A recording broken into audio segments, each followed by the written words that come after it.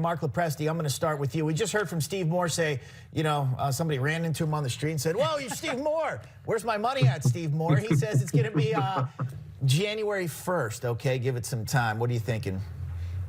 Yeah, listen, and I love that question, especially when people come up to me and say, "Hey, man, I see you on the news all the time with Bob Brooks. Who's got my money?" That's the question a lot of Americans Mark, are going to be you can't go anywhere. You should see this guy when he's walking around Manhattan. It's like he's mobbed with people. Not true, not true. Listen, I think this is going to be a great year for the American public. We're going to see a lot of the president's policies that take time to implement, that take time to see. People want instant gratification in politics. That's the kind of game it is. The economy doesn't work that way. But we are gearing up for what's going to be a terrific year, not only for corporations, but also for the American worker and the American taxpayer. There's no doubt about that. Brielle, from a political standpoint, being able to bring down prices or bring up income, drop taxes, all those things are very important. So when you take a look at this, what do you see as the key? The key is for President Trump to counteract the 30% increase that households are going to be feeling on day one when these subsidies are not extended. This isn't President Trump's fault, but he is the person who needs to provide a solution.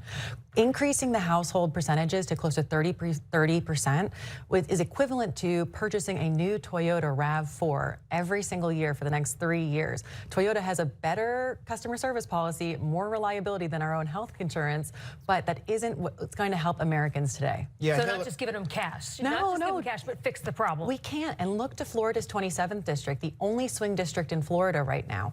55% of the people that live in that district are on ACA subsidies. Nearly 100% of the people that applied for them received them. So we need to speak affordability to the average voter. And right now, that is the only message that Republicans need to be focused on. Hillary, your thoughts, especially when it comes to health care?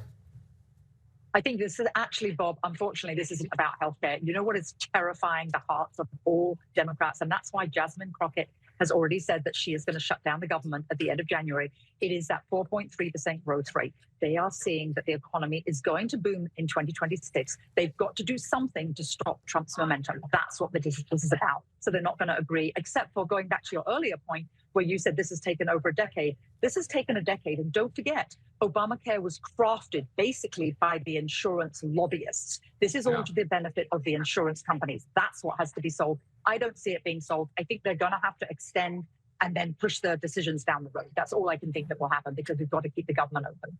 Mark, some Democrat-run states say they're not interested in the Republican plan on health subsidies. According to Politico, here's what California is doing.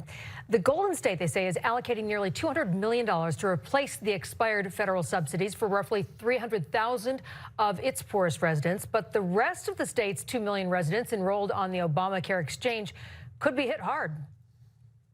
Yeah, I mean, listen, it's unfortunate that this has become something that the Democrats are weaponizing, right, at a sort of an at-all-costs attempt to make sure that the midterms go their way. We should not be using healthcare affordability as a weapon. Neither party should. And look, the reality of it is that neither party has come up with a terribly great plan thus far. But if you listen to what the president has been saying, particularly in that key speech to the nation on December 17th, he wants to get to the root of the problem, guys. Not put Band-Aids on it, not give handouts, not continue to let big insurance companies take advantage of the American public. He wants to bring our cost of the key ingredients that go into our pharmaceuticals down. He wants to take the grip that China and other countries have on our healthcare supply chain away, bring it back to the United States, and he wants to stop price gouging on the part of pharmaceutical companies. Those are real solutions to help bring affordability to healthcare in this country. Mark, that's the root. You're saying that's the root cause of the issues here. That's right. That's right.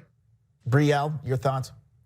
The root cause of the issue at Biden-era policies, these COVID extensions that Biden extended not once, but twice, to be supportive of his mob boss style person, Barack Obama.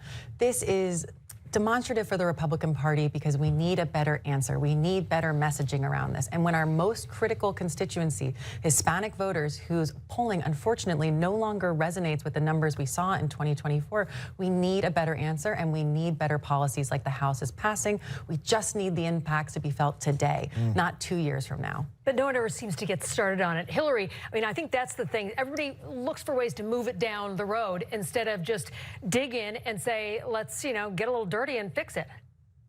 Well, Edie, you're absolutely right. You know what they say? There's nothing more permanent than a temporary government program. This was supposed to be a temporary fix. Yep. And unfortunately, no, death and taxes and a government temporary program. This was supposed to be temporary. And yes, every single politician, whatever the issue, has kicked it down the road. I think the bottom line here is this one thing. Like I said, the Democrats are terrified of the 4.3, maybe 5% growth rate. And that's what they're trying to thwart. And I think Jasmine Crockett said it all. She's going to shut the government down anyway. If it was about healthcare, she'd want to solve it. She doesn't.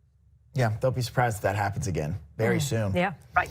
Yep. They have to do something. Yeah. But look, this is why Mondami won. Mondami won because he talked about the affordability crisis in our country. We need to be focusing on this, and this is why socialists are winning in Minnesota, California, Washington State. These policies are permeating our entire lives, and Republicans need to do a better job on messaging right now. Okay, Yeah, got to true. leave it there. Marc, Hillary, Brielle, it was a pleasure. Thank you. Thank you. Happy New Year, guys.